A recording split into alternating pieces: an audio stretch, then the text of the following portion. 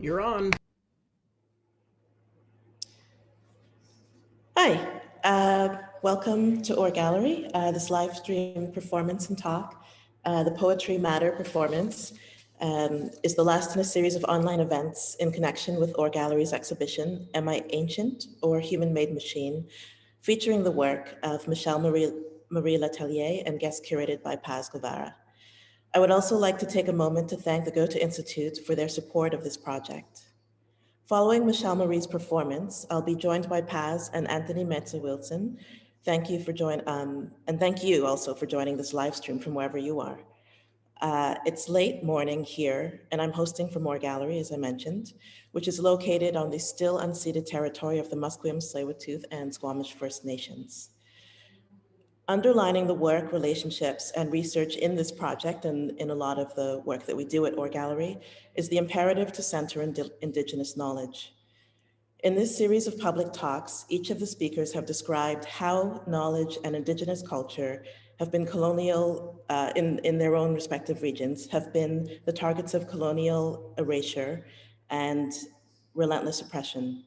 In their respective, and also their intergenerational efforts to restore and continue their language and culture. This coming week, we will mark the National Day for Truth and Reconciliation on September 30th, acknowledging the cultural genocide and intergenerational trauma of the residential school system and the destructive colonial policy that is the history of so-called Canada. Once again, I would like to thank those speakers, Ande Sombe, Morgan Guerin, James Harry, and David Alday, for sharing their experiences, their stories of resilience, and their work with us. Please do take a moment to view their talks and their work online if you haven't already. I will return after Michelle-Marie's performance for a brief talk and questions. Thank you.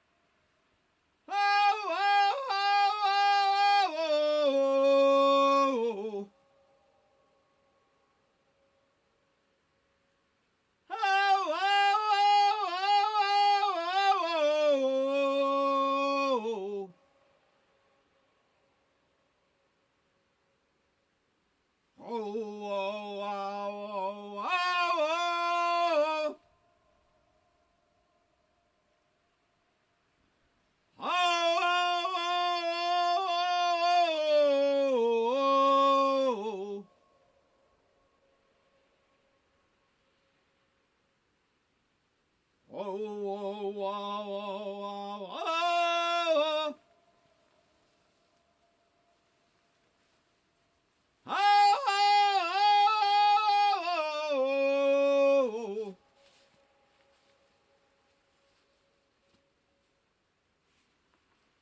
var takk. Og det er så tøft, den synger.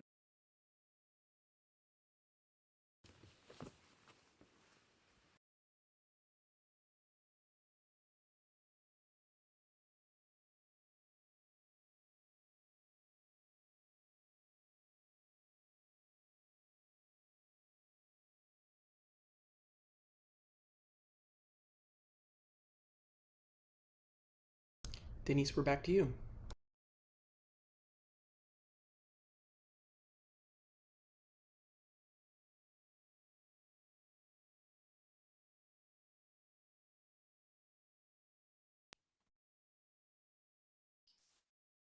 So I just had mute because we have some people joining us here in the gallery. Yeah, thank you so much, Michelle-Marie. That was really wonderful. I, of course, missed having you being here with us at Or Gallery to do your performance, but I'll just take a moment to mention that you are going to eventually be traveling to this part of the world as part of a residency with the Blue Cabin Floating Artist Residency Program, which is also why we have Anthony Meza-Wilson joining us today. So with that, I'll just also introduce the other speakers. So Paz Guevara, curator Paz Guevara of this project, Michelle-Marie Letelier, artist, and Anthony Meza-Wilson of the Blue Cabin Floating Residency here in Vancouver. Please follow the work they do, and especially if you'd like updates of when the program with Michelle will happen.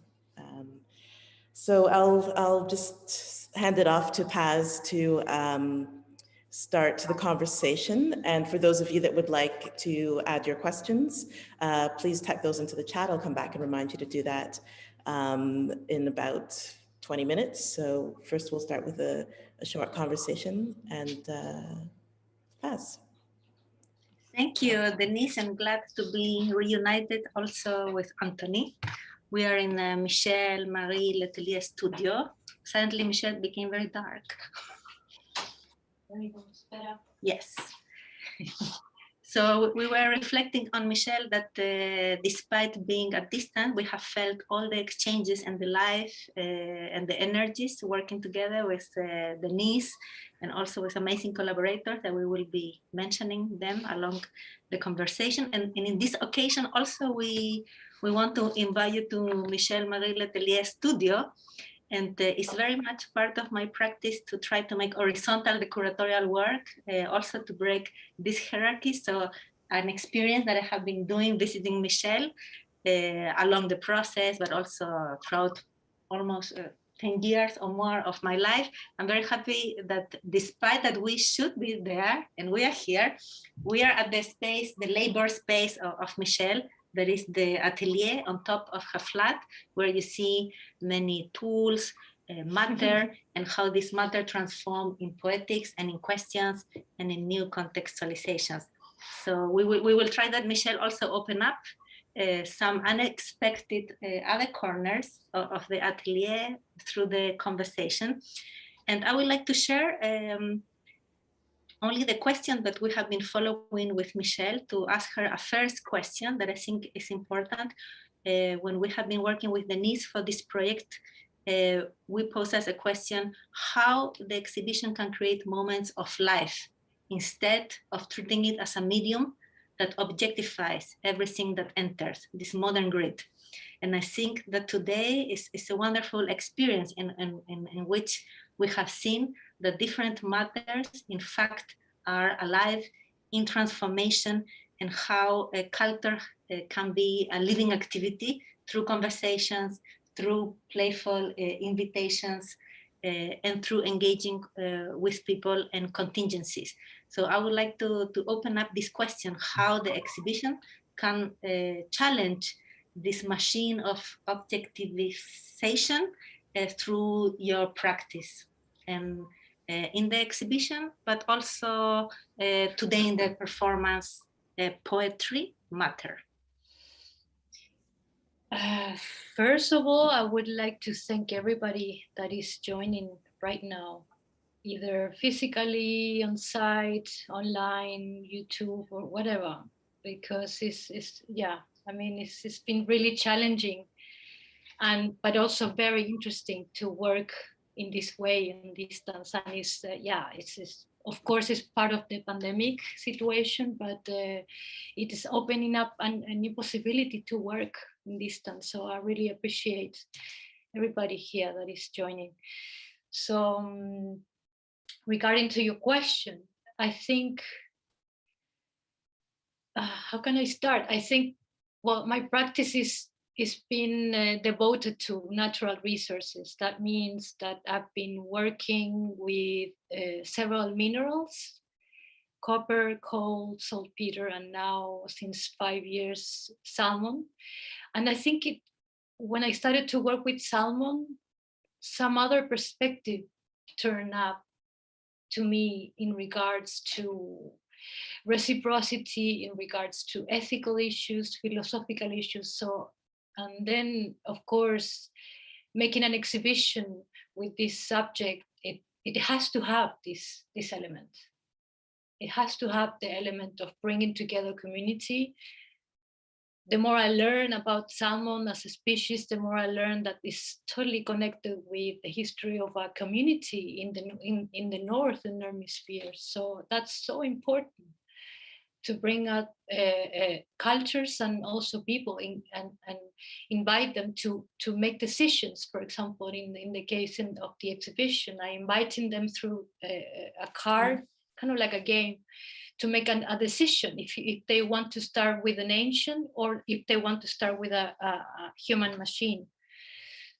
And in the case of the performance, I think this very humble action I did it was really the spark, the starting point of how can I play, how can I invite people to play with me in this materiality projected in the wall. Very, very simple. So again, it's the object that is leading the process, but also in this case, this species that is leading the process, that invites the community and different communities to dialogue in terms of what is happening right now with the salmon.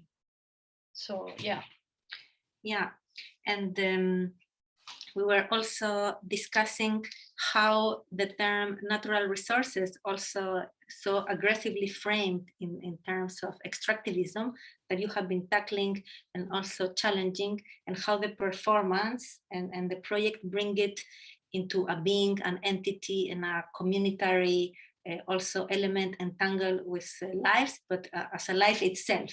And today we were also observing how alga, otolith, that are the internal parts of the ear of a salmon, were displayed, and through water, the alga, for example, start expanding, transforming, somehow living.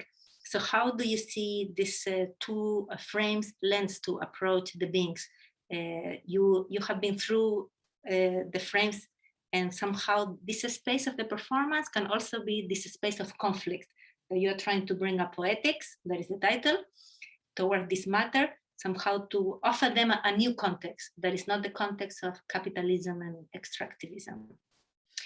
Yeah, I think it is. I mean, as I said before, I think my mind is very sculptural. I think I have a sculptural way of dealing with my work. So, and since I've been working with minerals, it was a natural flow to ask myself, okay, what if I work with the properties of the objects that I'm working, or the matter that I'm working? So for me, it's super important to bring physicality into my work. And for example, in this case, when I discovered that I could make this poetical text, I could write on it with saltpeter crystals. Maybe you can see, maybe I can show you later, because this water that you saw, it will become crystal. They're right now they're forming crystals. So I kind of like, I would like to see it as I'm orchestrating matter to develop itself.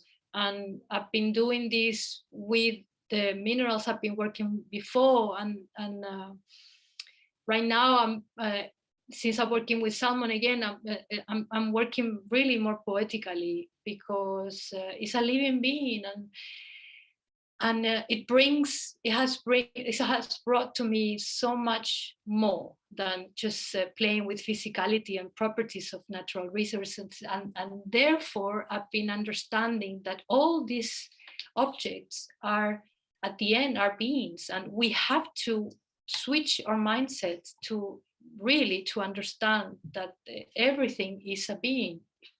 It's not a resource. It's not a mineral. It's a being. And respecting, therefore, the being as such in these times. And this, I have to say, this understanding, I have been gone through indigenous knowledge. Like understanding the indigenous knowledge for me has been an alternative to understand the situation we're in, and the situation we have to change as humanity. So yeah, I'm very happy to hear this reflection, and also because I know your work since many years so far. And Michelle, I want to share, had been working with copper and saltpeter that had been extractivized in our country, in Chile. And by then you started with a frame that was also part of your own experience. So you never treat them as a topic, like a external object to study, but you were immersed in the mines of copper since you were a child, because your family was living in the area. And I remember very good to share with Denise and Anthony and the viewers that the whole city was removed in order that the mine has more space to place the leftovers of the excavations. So it has been always for you an experience and never an object, a distance object, and now becomes through indigenous also view, experience, and concepts and exchanges, because it's not also something you study, it's something that you encounter through conversations and the partnerships and collaborations, and perhaps also alliances and friendships. So for example, I'm the zombie that we are listening through the performance told us about the integrity of the salmon, the genetical integrity, how to defend this integrity. And this is very much against the farm salmon that is genetically manipulated. So perhaps to finish this round, you could share on your collaboration with Ande Zombie today. There was this orality, this yoik that we listened to. Yeah, it has been a really special collaboration with Ande, because I was researching in Tromsø in January 2019, Tromsø, Norway.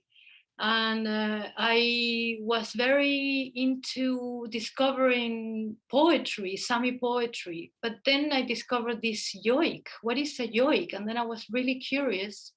And I remember I asked my friend curator, Caroline Tampe, if it was possible to commission a yoik.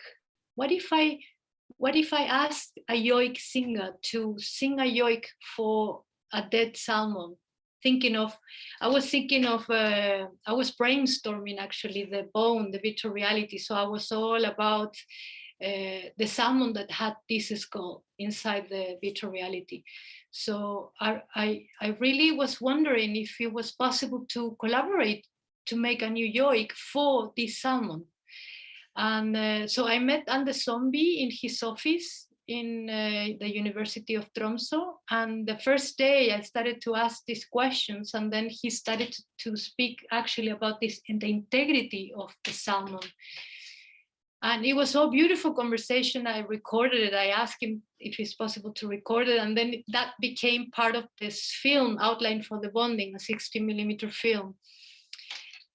And then he was explaining me what is a yoik and what his proposal of a yoik. And then he was telling me about his recordings in the Lofoten Mountains, very, very specific mountains that they have a specific echo that you can't simulate or you can't replicate digitally. So you had to go there.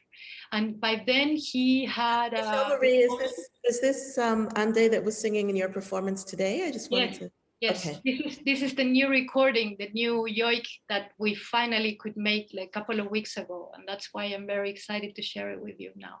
Oh, great.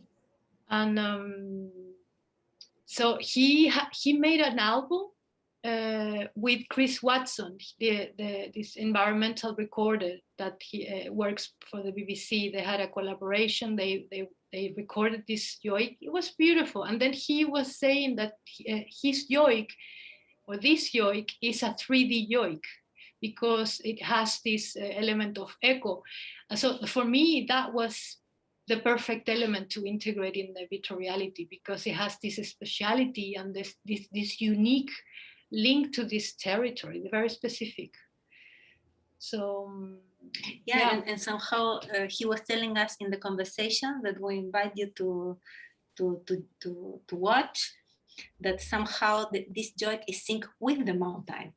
So yeah, breaking the individuality. So it's also a way for us to resync the individuality of the artist. Just to add, it's not a question, it was a very difficult question.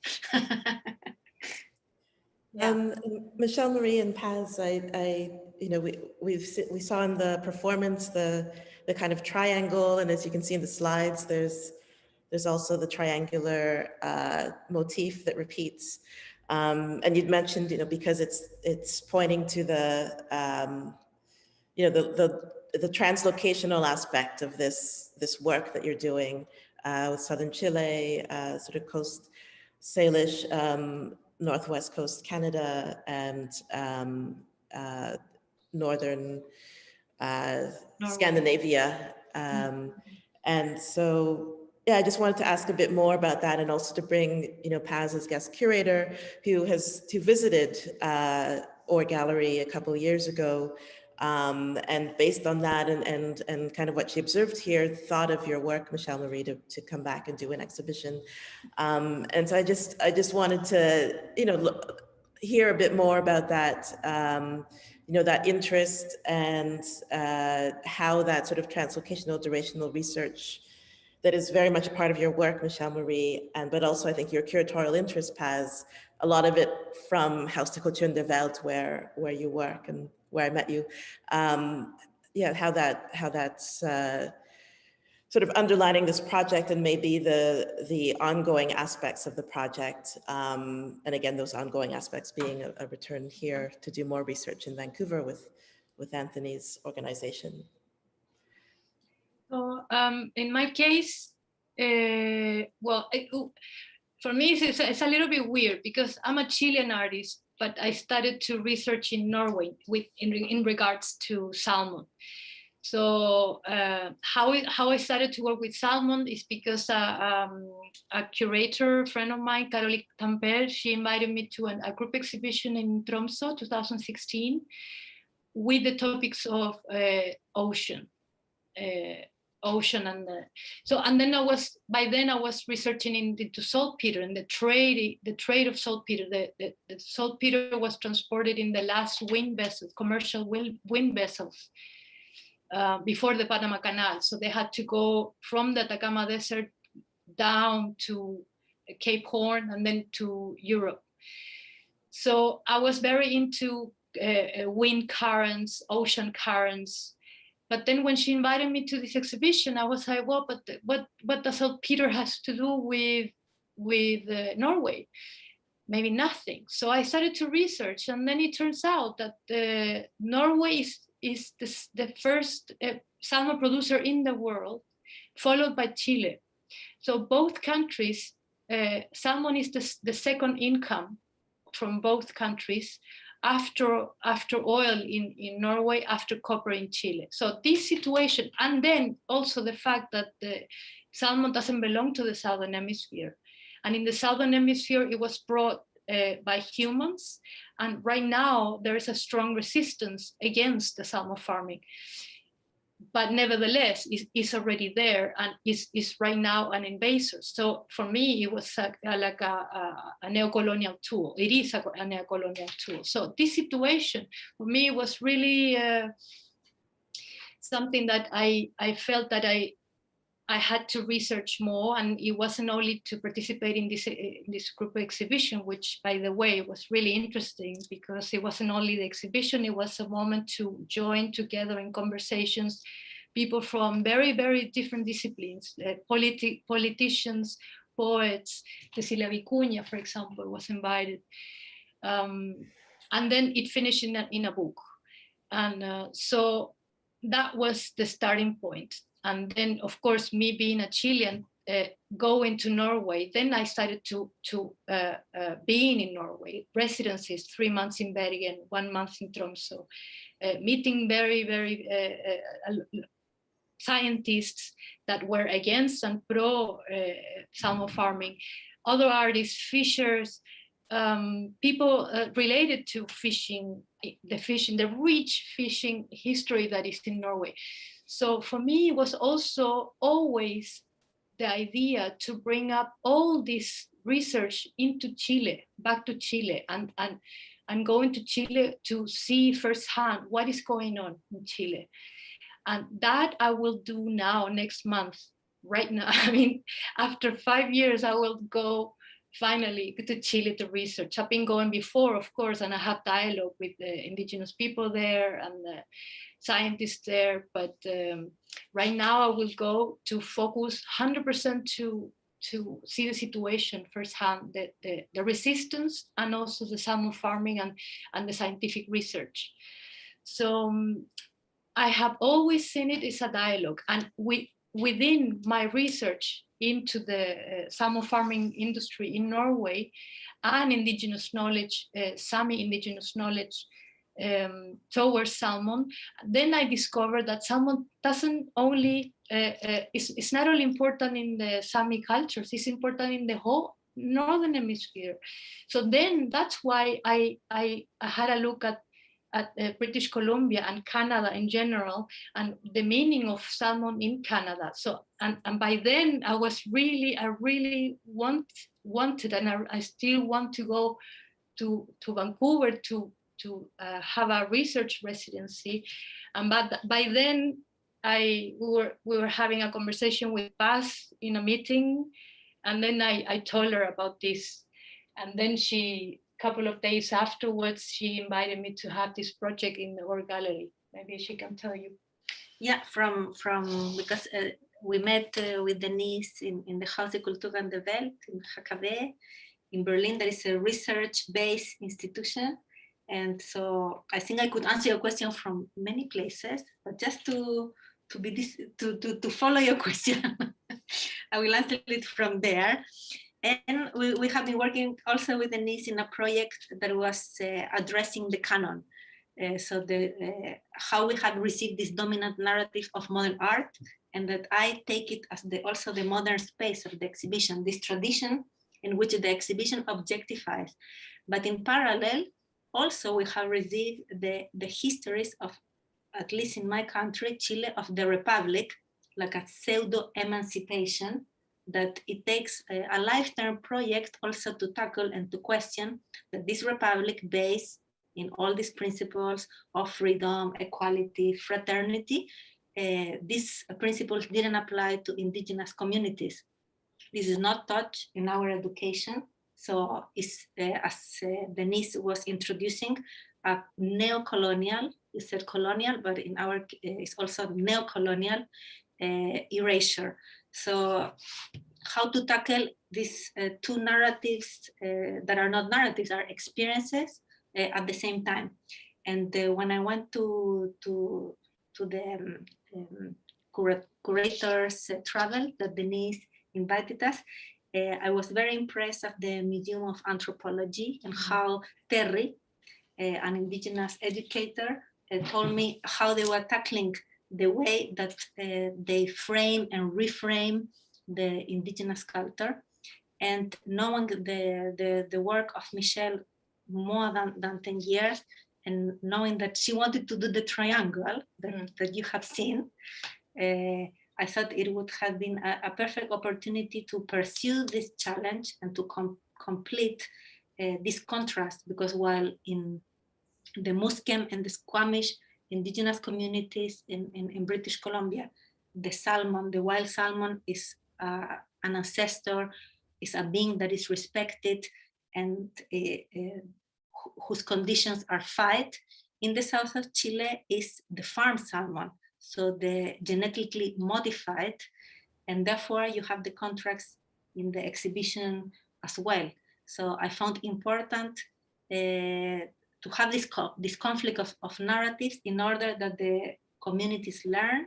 And we pose the question of the exhibition, that how an exhibition, instead of only being a space for contemplating, for example, in the modern terms, like this grid, this perspective, how the exhibition can be a space also for community, for gathering, for meeting, and even for connecting struggles, so far as from the ones that we have mentioned, and even maybe to forge new alliances. So with a humble program, because it is in this scale, but active, we are pursuing this proposition at the same time that acknowledging the violence. I think that for us it's important that we do this strategy twofold, because otherwise we could not only contest if we are not trying a proposition. And I'd like to, I'm just going to invite, again, those watching from everywhere on live stream, and as well those in the room, to ask questions, and I'll keep an eye on those. But I'd also like to invite Anthony to talk a little bit about the residency. And I know that COVID has delayed the residency many times, but maybe a little bit about what the connection is to Michelle-Marie's work and the residency itself and its connection. But I mean, there's a lot of talk of water and waterways in this exhibition. So it makes sense that a floating residency would be her connection also. Yeah, so yeah, I'd like to invite Anthony Meza-Wilson. Hello, thanks so much, Denise. Thank you, Michelle-Marie. Thank you, Paz, for hosting today. I'm Anthony Meza-Wilson. I'm the managing director of the Blue Cabin Floating Artist Residency. And yeah, as was referenced, we back in February of 2020. So if you think about the timing there, invited Michelle-Marie and a host of new residents into the cabin, and then not but 1 month later, the whole world was consumed with the COVID pandemic. And especially our international residencies were postponed quite a long time because travel, I believe, has just reopened 2 weeks ago to Canada. So we also are looking forward to having Michelle-Marie come, and I just want to say a little bit about the Blue Cabin so that you get a sense of context for what we're all about. So the Blue Cabin Floating Artist Residency is a restored heritage cabin that is installed on a float, concrete float, and has an accompanying residence building for artists to live. And the cabin, which is sort of the centerpiece and the reason why the project exists, it was built in the 1920s in Cole Harbor. And it was built as a component of the logging industry. So, you know, when we speak about natural resources and extractivism, the history of the cabin actually came from that. It was essentially a watch house for the logging industry. And it was built by somebody only known as the Norwegian, a Norwegian boat builder who built it in the Scandinavian design. So if you look at the features of the exterior of the cabin, it is of Scandinavian design. And it was located on the waterways there for some period, and then was moved to the North Shore, to Kate's Park, also Weawachen, next to Mackenzie Barge and Garrett Company. So it continued to have a relationship with industry. And then don't really know too much about what happened throughout the 40s, 50s, but in 1966, the cabin became inhabited by artists. Well, first Al Neal, who was a free jazz pianist, a collage artist and a poet, and assemblage artist, and then later his partner Carol Itter came to inhabit the cabin from the late 1960s until 2015, when the residency program was created out of necessity from the fact that there was a development happening on its location. The cabin has never been owned by anybody. It didn't have title or deed. It's an unowned structure, and it was actually part of a series of squatter encampments across the North Shore throughout the entire 20th century. And as far as we know, is the only remaining building from those communities. So yeah, it was saved from demolition by 3 organizations: Creative Cultural Collaborations, Grunt Gallery, and Other Sites for Artists projects. Installed on a float in 2018-19 and launched as a residency in 2019 in August. So yeah, so that's a bit of a history of the project. We had our first year of residencies was the Skeens program. So this was weaving on the foreshore, all textile artists, Indigenous artists. The first artist was Gunditjmara artist Vicky Cousins, who came from Melbourne, working in the possum skin cloak tradition, and then we had Angela George from the Tsleil-Waututh Nation, and Janice George and Buddy Joseph from Squamish weavers. And then COVID has interrupted the programming. We are going to complete that program with Deborah Sparrow from Musqueam as well. So that's a bit of a history of our programming and the cabin itself. So to come back to Michelle-Marie's work, you know, we were so happy to be welcoming you whenever it's possible. We haven't made any announcements because we haven't been able to solidify when that date is yet. But we are hoping in 2022 that you're going to be able to come and work in the cabin. I had an opportunity to visit Am I Ancient or A Human Made Machine at Or Gallery, and I was very pleased. It's a beautiful exhibition. I urge folks to go check it out. And also the talks online have been very, very interesting. And I wanted to respond, if it's possible, to a little bit of the work. You refer to bones as an archive and as a site of memory. And I wanted to pose the possibility that that a building could be like bones. A building could be like an exoskeleton of a sort. And that in a sense, a building can function as an archive and as a site of memory. And so in some ways, this is by way of invitation for you to come and engage with the cabin as a site of living memory, as a space that has many layers, it has history, and it holds the history of the space in the region here. And that is, you know, all of the dimensions of your work in terms of thinking through resources and relationship to resources, extractivism, and the histories of capitalism, and how that's helped to create this moment of neocolonialism and the colonial experience.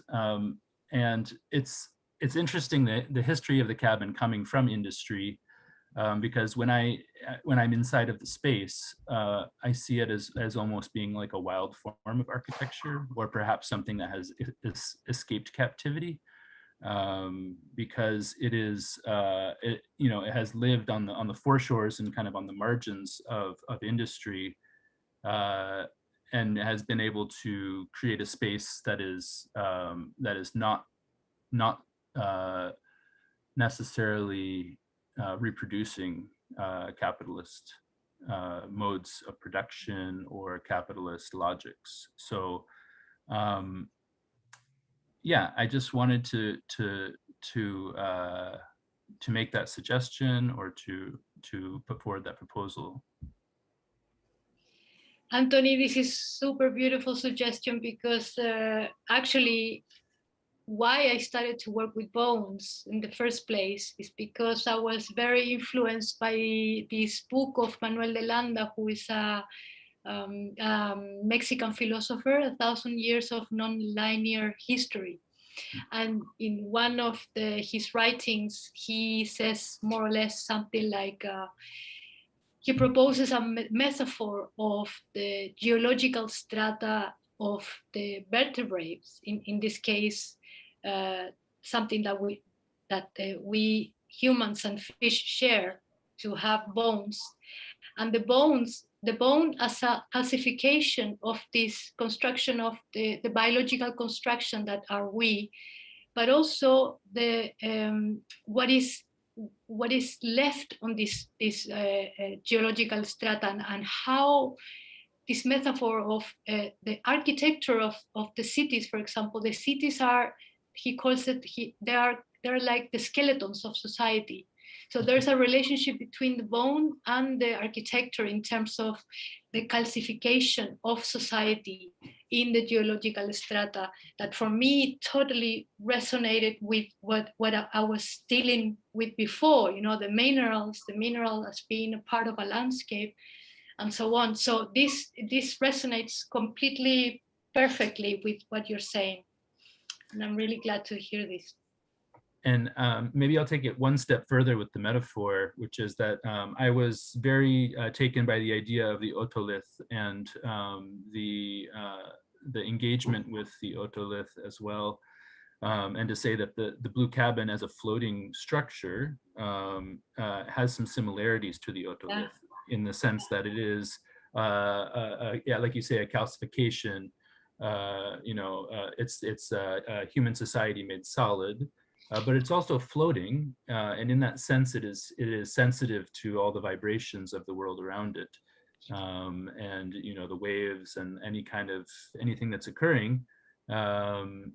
It in some ways perhaps could contribute to being a vestibular system for the city, understanding its sense of balance. So anyway, I'm was very taken with the work and looking forward to your visit. Thank you, Anthony. I have to say the same. After this, I'm even more motivated to go. Thank you. Just checking for any chats coming through online, or questions, sorry. Doesn't look like there's any. But I also wanted to, so I've gotten to spend, I guess, a month now with the exhibition at Or Gallery, and one aspect of visiting this exhibition that's different from others that we've shown is there's a choice, and I'm also picking up on what Paz has talked about, how she's interested in exhibitions and thinking about curating from a position, and also thinking about the position of your audience and everyone involved. And so when you walk into Or Gallery, I'll just share this with anyone who has not a chance to visit yet, you are asked to choose a card, and your options are ancient or human made, and you're kind of choreographed in the gallery space according to which card you end up picking. So you start at the ancient kind of circle or human made, and then that guides your experience of the exhibition and how you're taking in these narratives and existences of this being of salmon. And so I wanted to just revisit that briefly before we close our chat today. If either of you wanted to expand on the just position and Yeah, I found important that the exhibition as a new context lead us and to take a position. So it's breaking this neutrality that you enter in a space, and this is what your senses has to absorb. So in this case, it's a choice, it's an option, and it's a position that is very contrasted. And one would learn what is about these choices when you go through the exhibition from your own experience. So it's not something that is to be contemplated, but it starts in your own self. So it's very being oriented in this case, and it's a structure that Michelle, in fact, was thinking, but it was materialized in a dream. Yeah, I was gonna say that there's a very important element of dream in the whole project, but especially into this exhibition and what I would like to develop in Canada as well, the unconsciousness, you know. And for example, the form of the rope in the exhibition, it was a dream I had, and how this form, which is you know, the infinite form, but also divides it into groups. And so I departed on that, you know, and to invite the people to make a decision based on this separation, ancient or human-made. And yeah, it was all in a dream. What can I say? There's no rationality about it. So it was all in a dream. Actually, yesterday we had a visitor to the exhibition who said that he had a dream of being a salmon. Really? Swimming in the water, and then he saw this exhibition and he was just like, wow. Yeah, and I thought maybe he was just foreseeing that he was going to visit your work and go through this experience. But yeah. Wow. Yeah, if there are no last comments from the room, I'd just wanted to go into my thank yous. But there is a question in the there's something chat. coming through the chat. Oh, yeah. Last minute question. Okay. Oh, here we go. Lori White, who used to work here at Art Gallery, asks the use of materials like water or glass as lenses. The use of materials like water or glass as lenses to bring things in and out of focus is interesting. Could you speak to this idea of focus and maybe how this relates to VR as a kind of lens-based media? This is really interesting question, and I have to be honest, I have never asked myself this question or focused on the focus. But I have to say, I was a video artist when I started to be an artist after university. I was very into video. So this thing of having a situation within a lens, it's part of my practice, I guess. But now working with the subject salmon, of course, the term water, the element of water has been very, very present. But I would say not only salmon, but also saltpeter, because when I started to experiment with the saltpeter, the properties of the saltpeter, which is a salt, I was very drawn and spent a lot of time making crystal growth. And you have to dissolve saltpeter in water in order to make it growth, to make the crystals growth. So I guess this water element comes from there. And but yeah, it's very interesting, this connection between water and lens. And also, yeah, the question relates to the VR as a kind of lens-based media. This could be like a long conversation, because how I came up with the VR is I came through a sculptural idea. First, I wanted to do a 3D printing actually of this skull, but then it became very obvious that this idea wasn't a good idea, because I didn't want to end up with a mountain of plastic. So then this VR idea proposal came up. And of course, it relates to video, but it opens to so many other elements, sounds and speciality and narration, storytelling, interaction with the public. And then, of course, how to install this work is also a challenge. So, but yeah, that's another story. I don't know if I answered the question, but yeah. Yeah, and somehow the virtual reality increase this necessary connection, because you enter in the exhibition, as Denise was describing, and apparently you see no big projection. So you have to connect from your own internal senses to connect, and then the gallery becomes fulfilled with a water world, with sound, and with the this bone, a sculptural underwater that had been returned to the ocean as a gesture of reciprocity. Yeah. Trying to remember how was his life. That's a work about, is to connect, to recognize the flow of consciousness of this animal that died in the 60s. Yeah. Yeah, so it's a lot of lenses, frames. Laurie, it's a very good question. I guess it relates to the water as a medium for things happening inside, either crystal growth or waking up the alga, or putting things out of focus. And of course, this sense of working with water as the ocean feeling, you know, the being in the ocean and the water world that is salmon. Well, for those of you that are able, that are near to Or Gallery, you have until October 2nd to view the exhibition, including the VR. And so please do. I'll just remind everyone that this will be put online along with all the other conversations in this project series at OR. And to thank again Ande, Morgan, James, and David. And David's conversation is I think not up yet because it was recorded in Spanish, so we're just waiting for the translation.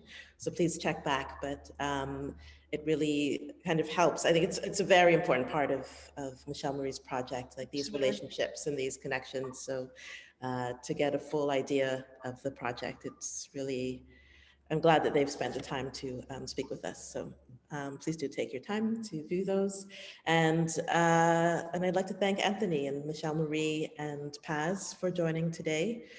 It's late evening in Berlin where Paz and Michelle-Marie are, and mid-morning or now just about noon here. So yeah, so thanks again for your long day to be part of this and the performance. And I often neglect to mention my own name, so I'll just remind I'm Denise Ryner, Director, Curator at OR Gallery.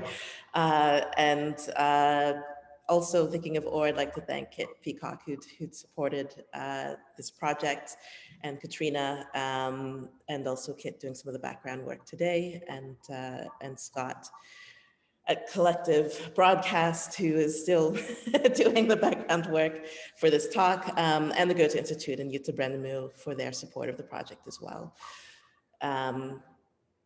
Yeah, so thanks again, everyone.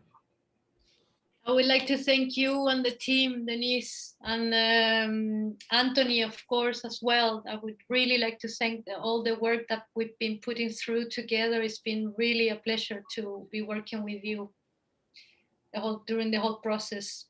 And thank you, Paz, of course. Yes, for us has been beautiful to make a new layer despite the distance, and that somehow we respond to the questions and even to the dreams.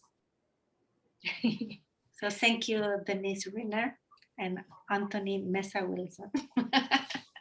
And just one more reminder to keep following, or maybe Anthony is going to say this, but Blue Cabin Floating Artist Residency on Instagram, online. Anthony, if there's anywhere else they can follow you or subscribe? Yeah, and thebluecabin.ca. You can just check out our website and yeah, follow us on social media. So thank you so much for the invitation to be here. Thank you for producing this work, and I look forward to the future. Me too. Yes, to be continued. To be continued. Very much so. Thank you. Gracias.